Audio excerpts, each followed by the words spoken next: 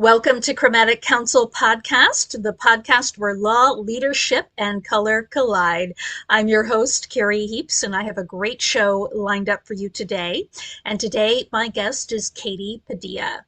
And Katie is the founder of Bloom Family Law Firm in Oakland, California.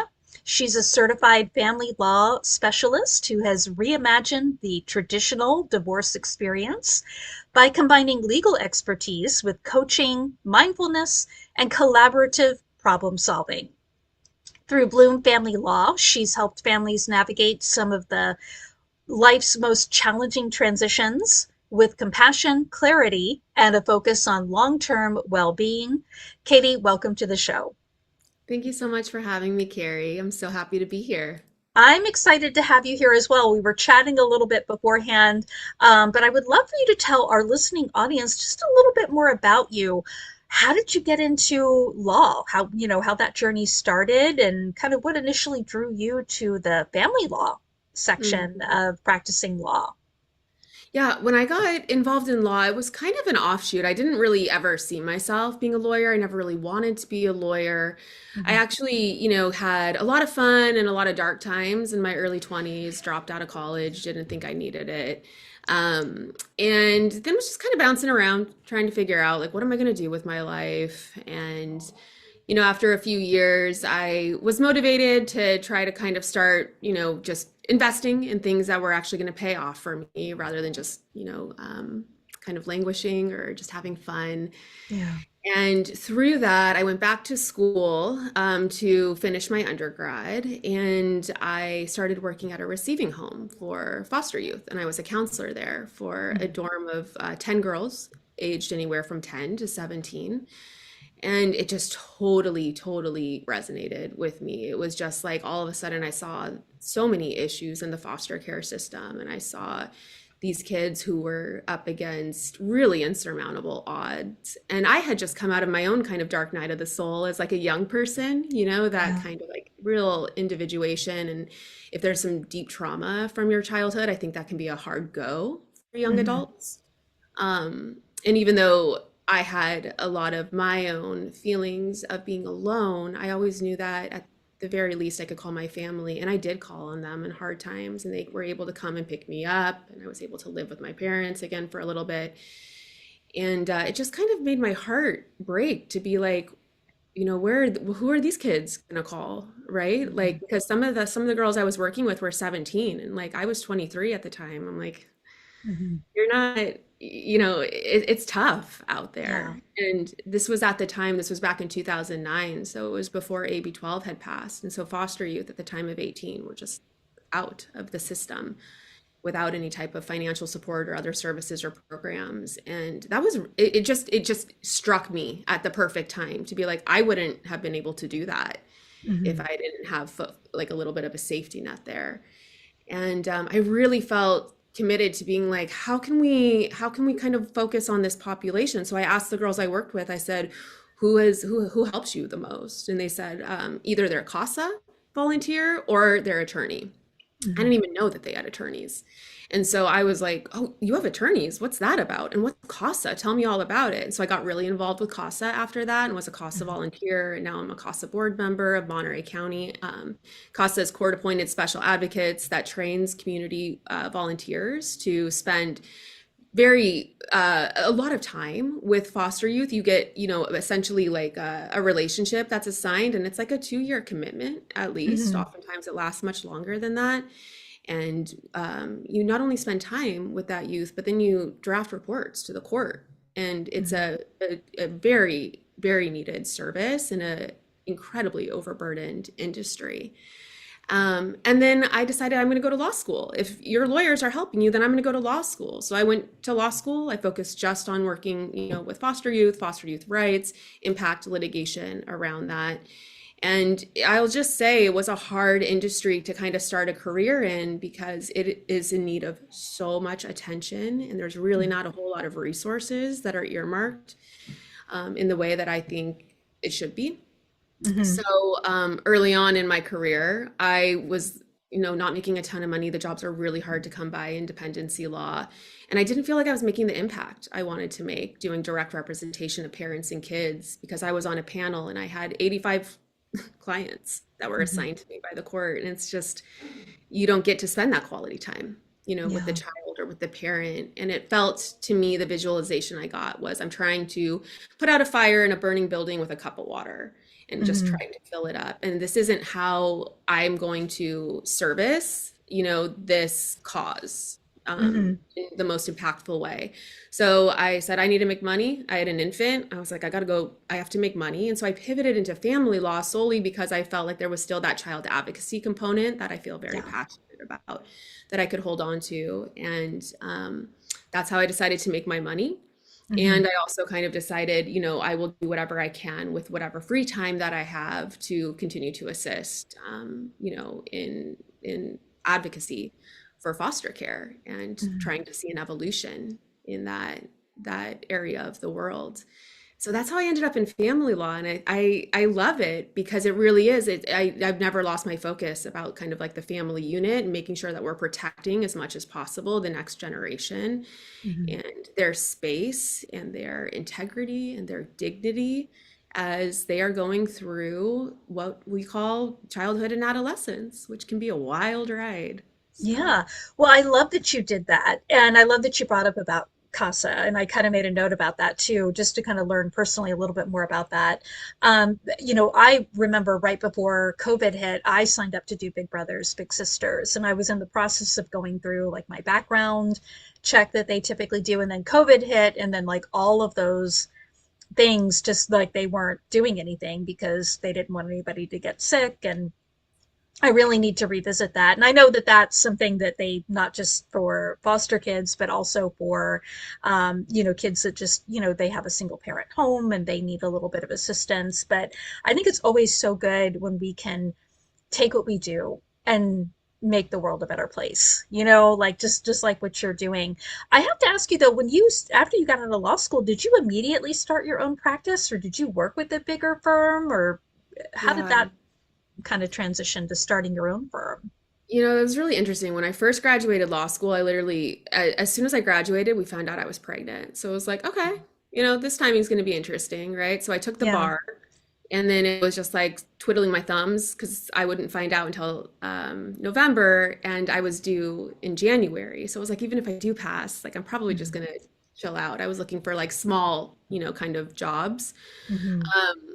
And then it was really neat to be able to kind of like, you don't do all of this at one time, pass the bar, have the baby, and then it was like, okay, I'm going to go back to work. Looking back, it was a little too go go go, but hey, Hmm. we do the best with what we have. And going into the industry of foster youth with an infant while trying to kind of have everyone's needs met and the lights on, it was really, really difficult. I was there for about, 6 months on this panel, Hmm. and I couldn't do it. It was also San Joaquin County, so I was driving very far because these jobs Hmm. are very few and far between to be able to get. So that was about 6 months. And then I went and I worked for a private law firm, and that was for about a year. And it was very early on. I was like, oh, I have a very clear idea of how I want to practice and what I want to do. And I remember telling the partner, like a couple months into it, like, how long until I'm partner? Like, when does that Hmm. happen? She was like, no, we're not quite there yet. And I was like, okay, like, understood. Also, I Hmm. have very serious ideas about how I want to practice and how I want to try to kind of meet my clients. And so I started to kind of create the path to start my own practice. I took a contract with Alameda County, the Family Justice Center, where I was overseeing a clinic with law students where we would work for domestic violence survivors in various capacities. And that was like one contract I had, and I was starting to build my law firm. And then I kind of got cold feet, and I was like, I'm Hmm. going to go back to a private. I found out I was pregnant again. And so I was like, oh no, I need money, stability. And so I kind of put all of that on hold and went back to another private firm. Let me try this one out. Let me see what I can learn here. And it was the same thing. Within like 1 month, I was like, there's I don't think this is the right fit, or this is not what's meant for me. Yeah. And so after about 4 months of that, so I think, total, it was like about 2 or maybe 3 years into practice, Mhm. I was like, I'm going to start my own firm. And so I just left that practice pretty quick. It was like, I think it was less than 6 months, and partnered up with a friend from law school, and the rest was history. So it was very early on, but it was because I really knew exactly what I wanted, and I knew the training that I wanted, and I wanted to be able to pay for it and have it be a tax write-off if the law firms weren't going to pay for it for me. Mhm. And what I did instead, since I was still a newer practitioner, I hired an attorney to consult with when I would run into difficult problems, and I would just pay their hourly rate. And I still made over double, maybe triple what I was making before, even paying out an older, more seasoned attorney with a ton of experience to kind of hold my hand through some of the more Mhm. difficult stuff, so I could still show up for my clients with a certain level of nuance and Mhm. professionalism. I got more training that way because I wasn't being trained in the way that I wanted to. So it was kind of my first foray into takeaway. I don't think I really have a ton of limiting beliefs. I know I have some, but I'm like, I can do it. I've always been very strong on that. And this was something where I was like, I can do this, and I think I can do it better for me. And I did. And I'm very proud of what I've created and how brave I've been and the Yeah. experiences that I've had, even though I've fallen down a lot. Oh, well, that is amazing. And I love that you shared that. So, any attorneys who are listening who have been on the fence about starting their own firm, I think definitely listening to your story, and sometimes you just have to take that leap. You really do. Now, I've heard you talk about divorce, describing divorce as not just an ending, but a beginning. Mhm. Can you share what you mean by that and how that philosophy kind of shapes your work with your clients right now? Yes, yes. So I'll say, I've been practicing for about 12 years now. And I do think that at some point in my practice, I was like, I don't know if this is the right fit for me, family Mhm. law. And it can be a very toxic practice. And there's a lot of practitioners that I don't think are aware of the karmic repercussions that they are involved in. Maybe have a lot of armor up to some of the toxicity and emotional blackmail that's used. Mhm. So I've had a real kind of like dark night of the soul. Like, do I just leave and go be a therapist, which is Mhm. actually what I want to talk about and do? So maybe I just start getting trained with that.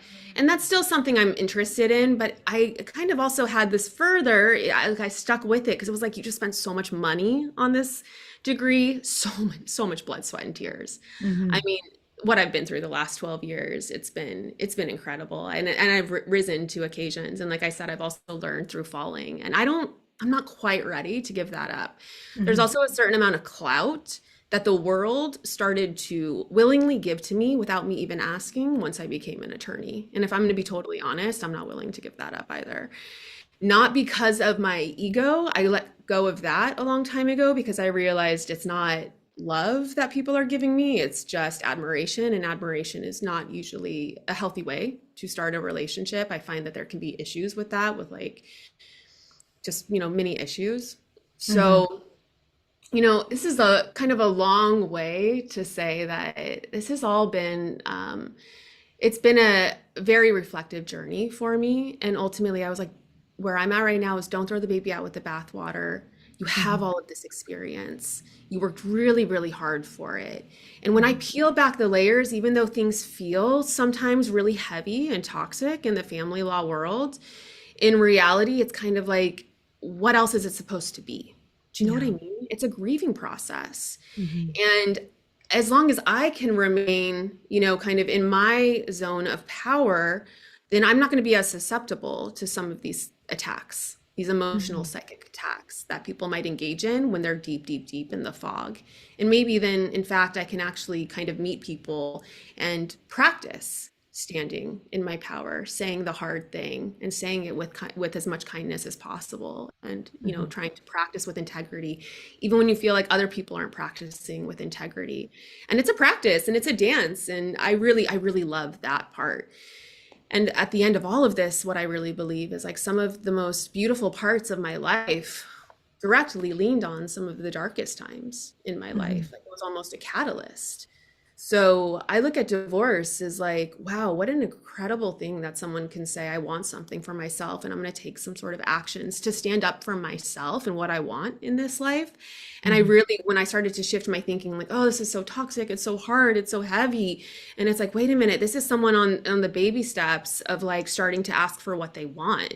Mhm. And I think I can be that person to support them and, also start to engage in conversations and start to drop little things in like about nonviolent communication that can change your life if you learn nonviolent communication.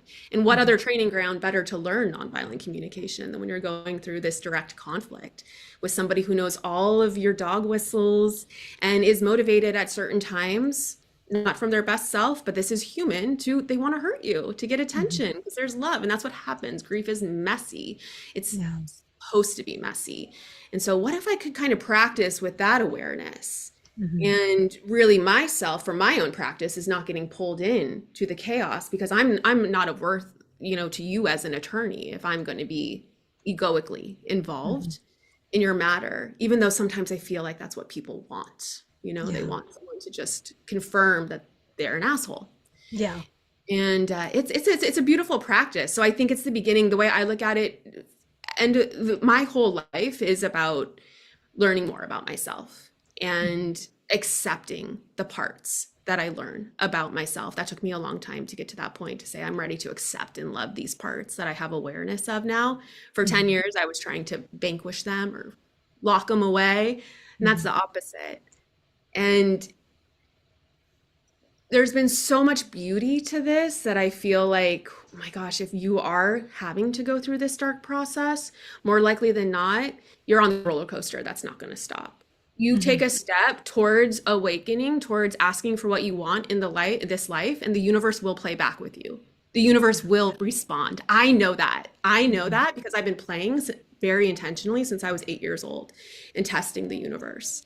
And Mhm. it's so powerful and it's something I don't fully understand. But I want to hold that container in that space for anyone who is brave enough to take that first step because you're on it now. You're on the path. Mhm. I have chills even saying it. And even if you turn back and you try to cling, I do that. I still do that at different Mhm. times now. You're on the path. You can't Yeah. stop it. And that's exciting. And I do think collectively we are right on the verge of kind of a different scaffolding in terms Mhm. of how we relate with each other and how we talk about things. And I look at, whatever position I'm in, the way I eventually landed was like, here I am as a family law attorney, and I have all of this awareness and some of these tools that I've learned from my own practices. And I think right societally, we're right on the cusp of being like, we've got to find a different way. So Yeah. how can I, in just my little corner of the world, say, all right, well, let's learn how to engage in conflict and assert yourself, but not Mhm. fall off the ledge to now where you're punishing the other person because it's always going to blow back onto you too. And Yeah.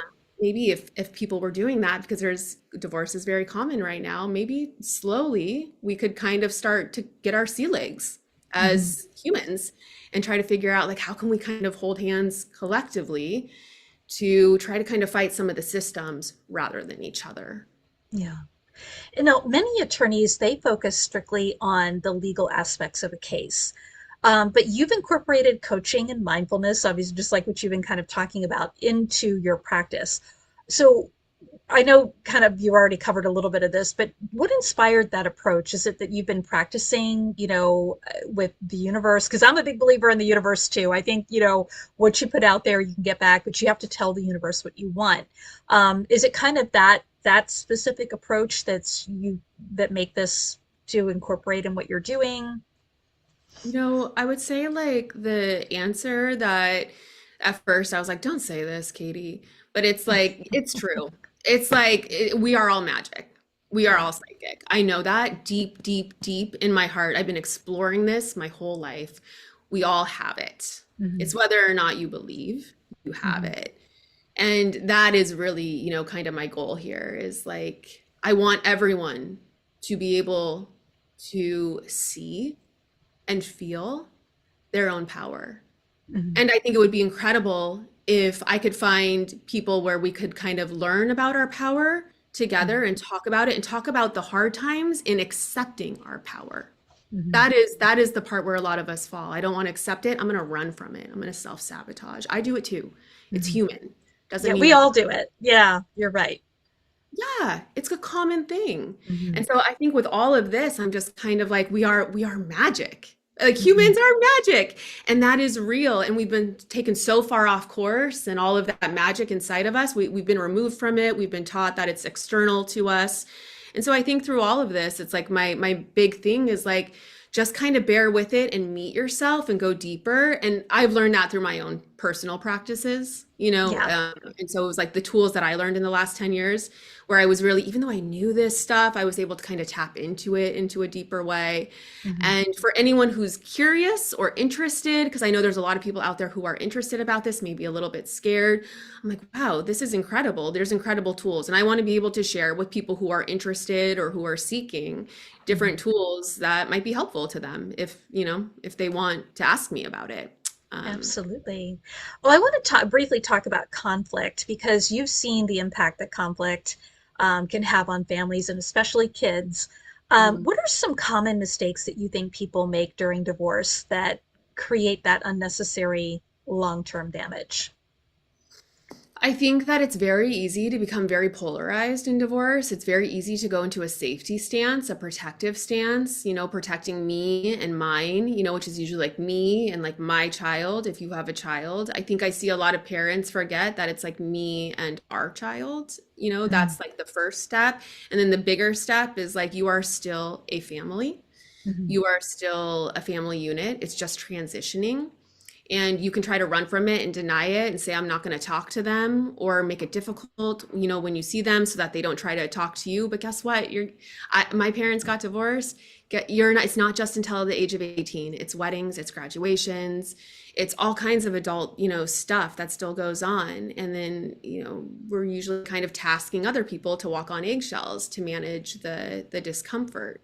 So Hmm. I would just say, if you have children, especially, this is a family unit. There's something to be said about surrender and acceptance. You're accepting that this marriage didn't work, and you also have to accept the parent of your child for exactly who they are, for your own sanity. Yeah. Otherwise, you're just going to go down a rabbit hole, and then, it's the limiting beliefs and the stories we start to tell ourselves. And that's the problem when we get into our protective stance and say, uh-oh, I'm scared. I need to protect myself. What I've seen happen is usually we start acting like assholes. Hmm. And Yeah. we have reasons. The ego's very tricky about why we're doing this. And here's all the reasoning why. It doesn't matter. You're not Hmm. acting in alignment Yeah. because you're scared and you're cut off. When you're scared and you go retreat, you're kind of cut off from source. And Hmm. that magic can't really flow and process the way that it needs to. And I guess what I would like all my clients to know at the end of all of this is like, you can be angry at your ex, and there's a time and a place for that. And you absolutely should be. And don't abuse your anger. Let your anger go. You do Yeah. not need to sit there hand in hand with your anger for 3 years, 4 years, 5 years, 10 years. And if you do, that's okay, but it's not going to give you what you think it's going to give you. Right. There's nothing there at the Hmm. end. Just like external validation, there's nothing there at the end. There's no destination. So hold on to it until you feel like you need to hold on to it, but know that it's also kind of like drinking poison. And whatever stories you're telling yourself, the negative loops, it's only going to hurt you.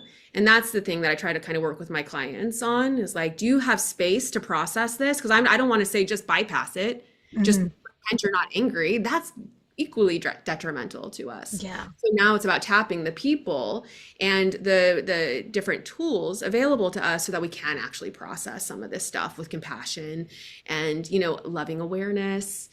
And what we need is community. That's what we need. We need community. Okay. Oh, I love everything that you just shared. And I'm going to dive a little bit more into this. We're actually going to be right back with Katie right after this message. Every mediation has two conversations unfolding at once, the one spoken aloud, and the one revealed through subtle shifts, gestures, and expressions. Imagine walking into a courtroom where tension runs high and every glance matters. As a mediator, are you truly hearing everything that's being said?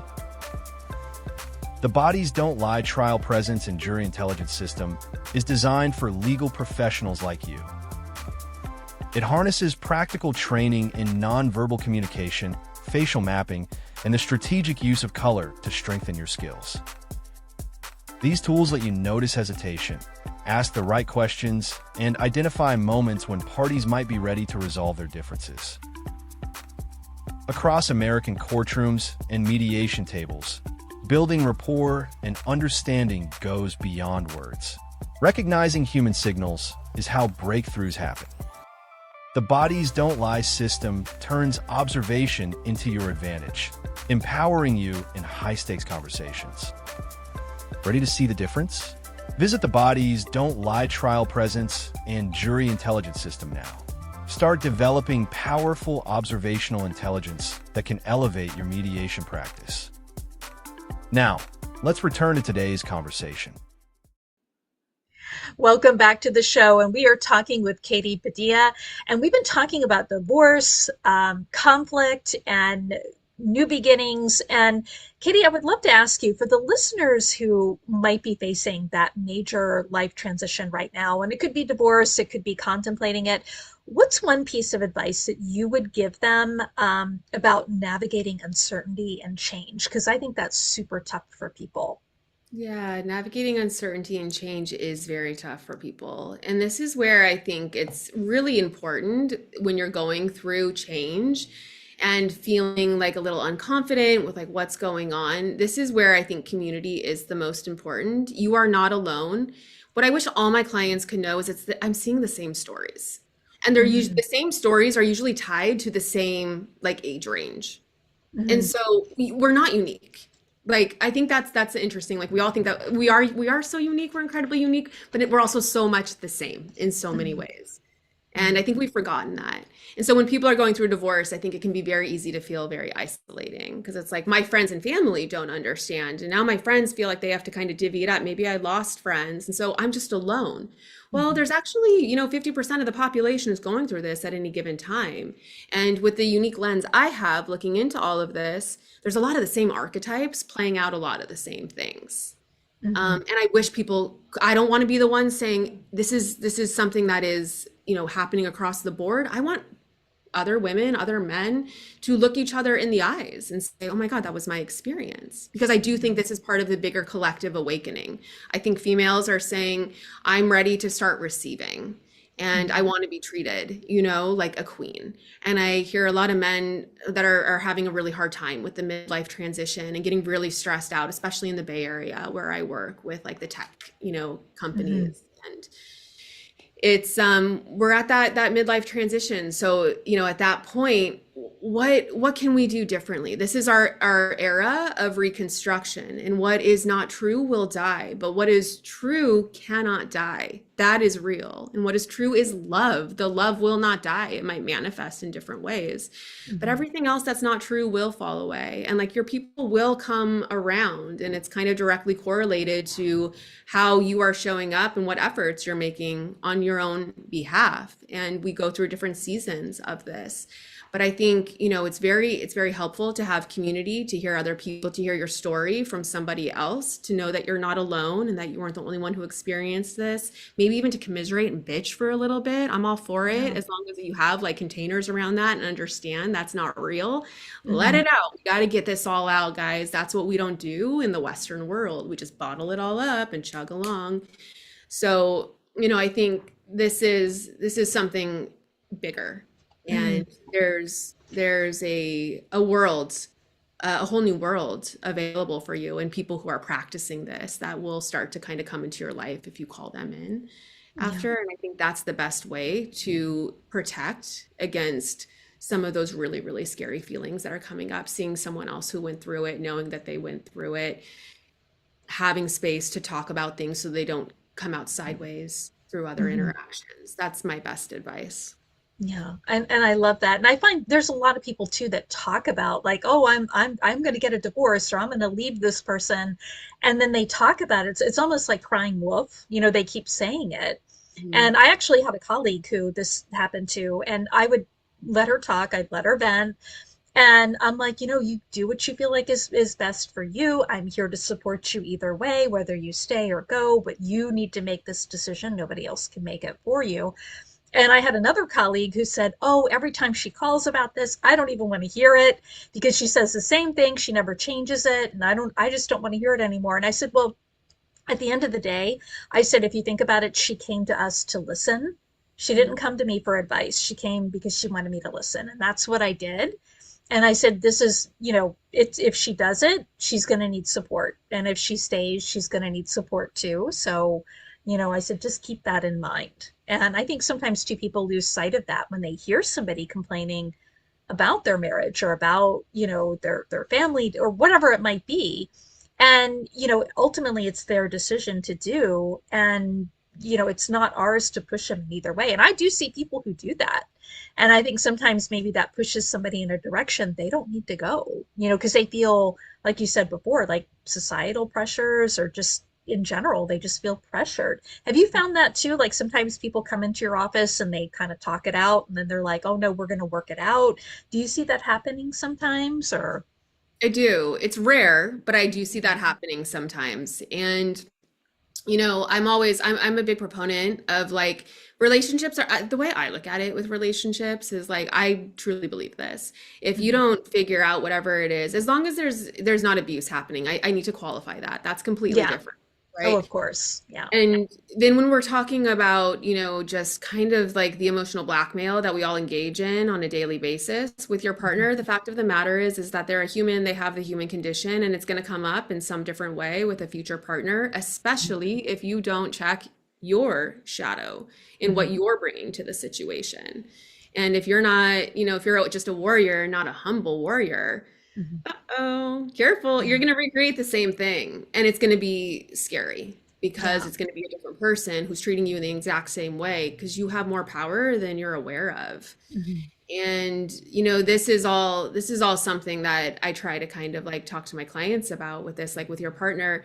It's like, hey, this is somebody that you can work with. And if they're showing up and you feel safe to work with them, Mhm. then that's a gift. If you can take your relationship, because there is a point in marriage where either, you say, we're divorcing Mhm. or we're just accepting this and gonna kind of ignore each other and just be roommates, Yeah. or we're gonna go deep because I'm Mhm. gonna actually acknowledge that parts of me feel like they hate parts of you. And I know parts of you feel like they hate parts of me. I can feel it. Mhm. Can we hold hands and rise above those stories?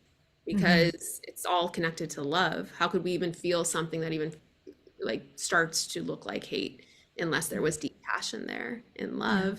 So why don't we hold each other's hands and learn how to try to kind of stand in our Buddha smile, Christ consciousness, whatever you want to call it, while Mhm. the other person is acting out and knowing that we might fall down too. So there's a deeper, it's like a yoga of relationships. And I've Yeah. seen people go there not without a lot of support and a lot of work, but I've seen people go there. It's hard work. It's the work of our lifetime.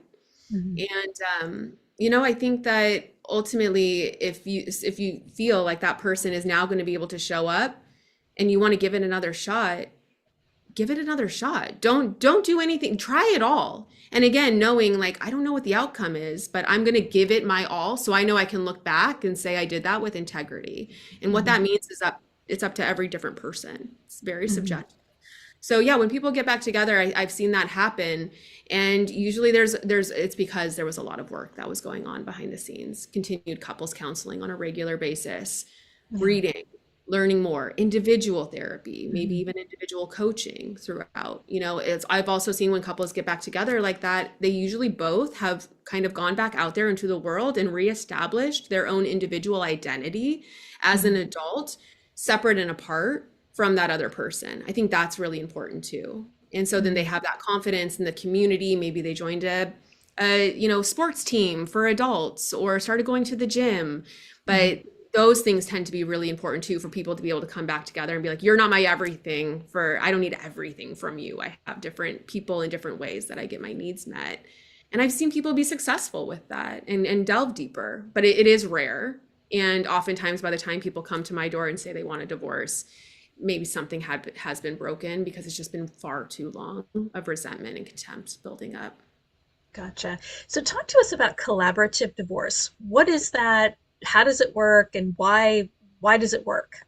Yeah. So collaborative divorce is interesting because, back in the day, we had some practitioners that were like, we don't like this family law industry, business as usual.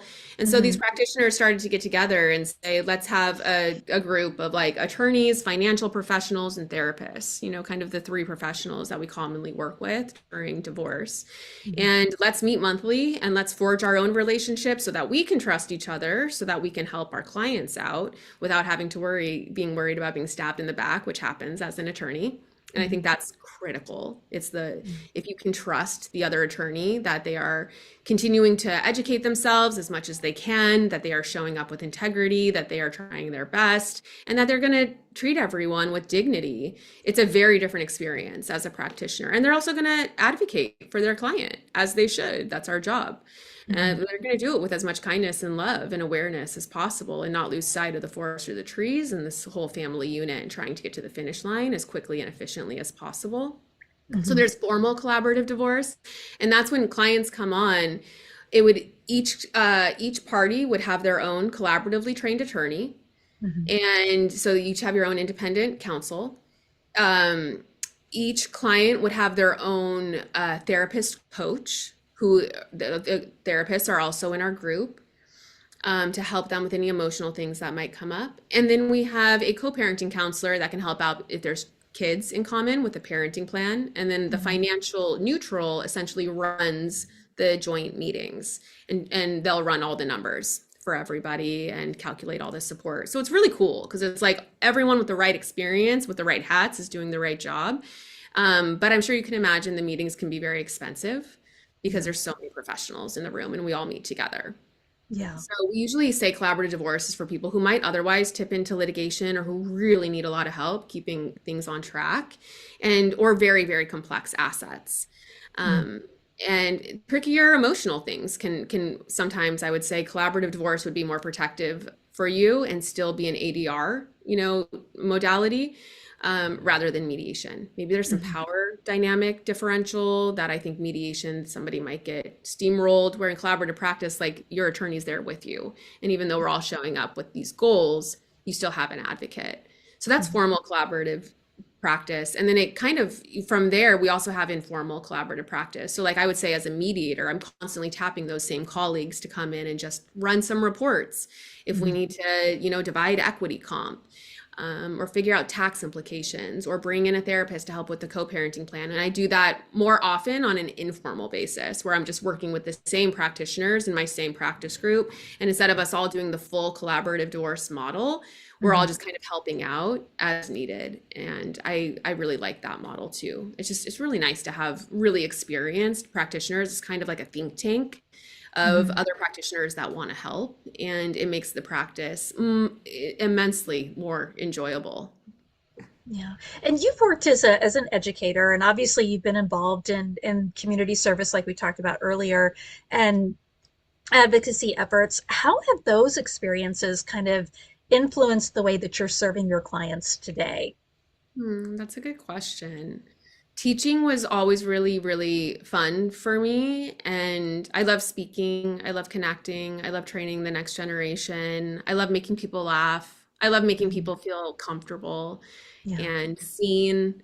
And, working as a teacher, I really got to do that. And it was Mhm. incredible. It was so great. My first teaching gig was at a community college when I graduated law school. Skyline Community College is an incredible institution, incredible people work there.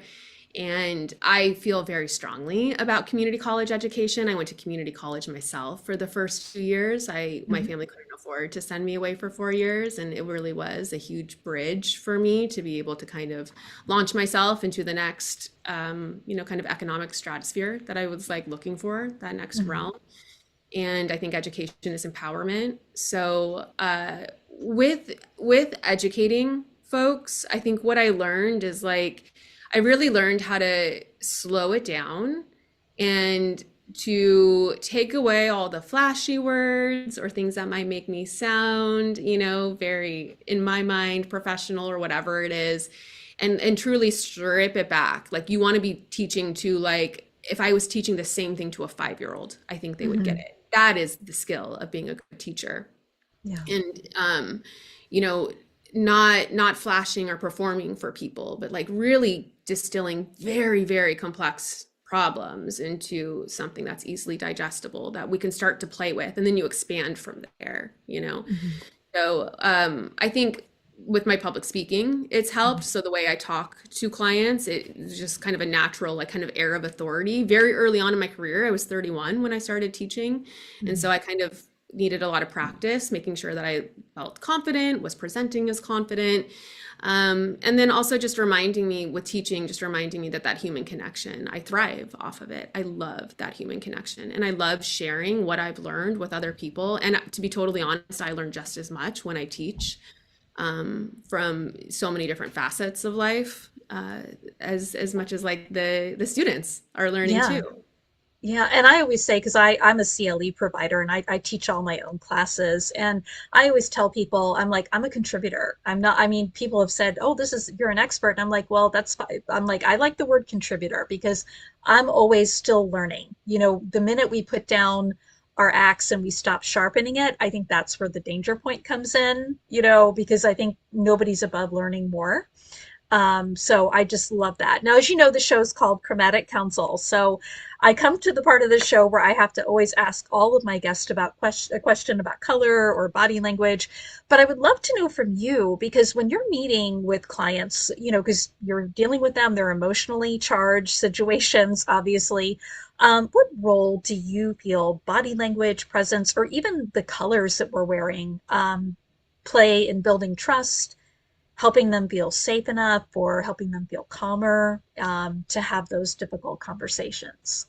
Definitely. I think, you know, I have an interesting comment about the color that I'll save that for after this, but body language is so important. And it's, you know, a little watered down now that everything's so much is on Zoom, right? Mhm. Like you don't kind of get the same context, but you can still feel it. I know you Right. can. Mhm. And I do anyway. So with the body language, what I've really focused on kind of like my face, Mhm. because you know that's really what people are seeing, and I've seen myself through Zoom make faces sometimes that aren't even indicative of what I'm actually thinking, but like, Mhm. you know, when I'm thinking something, then I look at myself, it's like, oh, that face, that's not a good face for someone that's telling you this story. And so Yeah. I try to remain neutral with my face as much as Mhm. possible. The other thing is I obviously, I think you can tell I talk a lot. I love to talk. And so my big thing is like not, oh, oh, oh, whenever you're done, like that's something I used to do many years Mhm. ago and I practiced a lot on. I just want to jump in. I want so badly. I have something to tell you. And Yeah. remembering this is their space and do not cut them off. That I think that's actually very detrimental to the processing and empowerment of Mhm. somebody. If an attorney's constantly cutting in and saying, here's what we're going to do, or I'm going to tell you what's best for you, which is how I Mhm. practiced very early on. That's how you're taught to practice. And to be totally honest, clients love it. We love to be told what to do as humans. We love someone to say, here's what you do. You don't Mhm. have to think about it anymore. But it doesn't serve us. At least I'll speak Mhm. for myself. It's never served me. And Mhm. so, you know, that's something just with my body language is for me, it's all in my face for the most Mhm. part. And I also, when I'm in person with people, I do pay very close attention and I do realize when I cross my arms, I'm feeling uncomfortable. And so I just Mhm. start playing with that. Instead of sitting with that, I'll kind of put my hand on my heart. That's okay. Another hand on my stomach. You're uncomfortable. Touch yourself, feel yourself. Who cares? Like you deserve this. You are the most important right now. And I think that actually looks a little bit different. It might be confusing for people, but it's not this, you know? Yeah. Closed off. I notice Mhm. you're like me. We both talk with our hands, so we have that in common. Totally. All the sparkles, all the Very jewels. animated, I know. Yeah, totally. And you know, with colors, what's so interesting, there was a practitioner I looked up to so much in the beginning of my career. She's since passed away, and I have so much respect for her and what she did. And she Mhm. told me we would appear against each other in court all the time, and I was just blown away at her Mhm. legal advocacy skills and her negotiation skills. And the power she brought into the room was palpable. I mean, I talked to a client who said like going into court with her was one of the most empowering moments in my entire life, just like having her energy Wow. by, you know, being next to her. And she told me, she would always wear red to court, and she would tell me, you wear red, like red shoes. She would always have red on her somewhere. Mm. And she said it's a power color. And she said the judges love it and the clients love it, and it can scare people. So I took it every time I went to court after that. I was wearing red. You better believe it, which is also my favorite color. And I just thought Yeah. it was really interesting that you asked that question. And I remembered, this attorney specifically telling me that at the outset, and she was sharing it with me because she was trying to help me. And I think that's really neat. Yeah. And I think you're the third female attorney I've had on the show that with this question, they comment with red. The last one was Kyla Lee. She's an attorney in Canada. And actually, when she was sending me her headshot to put with her episode, it was so interesting. I told her, I said, do you have a picture of you in your red suit? Because that's what she typically will wear. She said, every time I wear this suit, it's always the outcome is in our favor. It goes really well. And I said, do you have a photo of that? Well, she sent me the picture and it was a professional photo shoot. And I said, hey, do you mind if I switch this out on your thumbnail to put you in the red suit rather than your headshot? She goes, oh yeah, go ahead. And it's been so interesting because people commented on it and they're like, oh my gosh, that's a beautiful red suit. And I think now, like maybe 10, 15 years ago, maybe people wouldn't want to wear red in court, or like maybe like they wouldn't have the courage to do it. Where I'm seeing now, there's so much more color in the courtroom and I am just loving it. So I love that you brought up red. So, and it's one of my favorite colors too. Carrie, it's so funny that you said that because my clothes are very colorful, and when I would go into court, I was always very colorful, and I always loved that. It made me Yeah. feel like, oh, I'm still myself, and it made me feel confident, and it actually made me feel a little bit more comfortable in such a drab place. I was like, this Mhm. place sucks in so many ways, but like I'm gonna Yeah. dress up and look nice, and I love rainbow, so it was like all different bright colors. But Yeah. it felt it was kind of like a safety thing for me. Like I can still be myself and bring this in, even, if Yeah. it's like other people might not do it. Awesome. And last question here. If you could sit down with your younger self on your very first day of law school, what advice would you give to your younger self? Mhm. I would say lean into the mistakes and the um, fear. Lean in and just go through it. Mhm. Don't run from it. Don't try to hide from it. Don't try to tell a story that makes it okay. Just lean into it. You're going to make a ton of mistakes. It's called the practice of law for a reason. Mhm. And you are a responsible person and you will learn from anything that you consider to be a mistake. And don't forget that it was all meant to be that way. We can't have it perfect all the time. We can't do it perfectly all the time. So have grace with yourself, and you are going to learn the most through some of these mistakes. And you have a beautiful, beautiful life and career ahead of you. And it is yours to envision, Yeah. solely yours. And you can do it. Oh, that's awesome. I love that. And Katie, I want to thank you so much for being on the show today. And I hope we can have you on again in the future. Is there anything you'd like to share with our listening audience before we go? Anything you have coming up, speaking engagements or things going on at your firm that you'd like to share? Yeah, so right now what we're working on our firm, and I'm really excited about this. We had our first retreat in February of 2027 for women. It was held at Mount Madonna Institute in Watsonville. It's gorgeous. And we brought in all different facilitators, and that's something that we want to continue to do at Bloom. And so we don't have a retreat scheduled yet for 2027, but if you check out our website, bloomlegalcoach.com, we'll update it once we have that ready to go. We're probably going to identify some dates next summer and start planning towards that because we really want to move forward with retreats and provide a space for people to kind of meet, like I was talking about earlier, in community and see eye to eye that they have a lot of the same stories. They're not Mhm. going through this alone, while also bringing in experts and different facilitators that can help people learn different tools to Okay. process big emotions that come up. So Okay, wonderful. And again, I want to thank you so much for your time today. Wonderful conversation. We learned so much today, so thank you for that. thank you so much, Carrie. It was so great to be here. And that is a wrap for this episode of Chromatic Counsel. If you like what Katie shared and it resonated with you, I hope you will click on the like button and click subscribe so you know when we drop our next episode. And if you'd like to get in touch with Katie or learn more about the events that she's hosting at her firm, you can click on any of the links in the show notes below. And I hope that you can tune in next time. And remember, life is short. Wear the colors you love.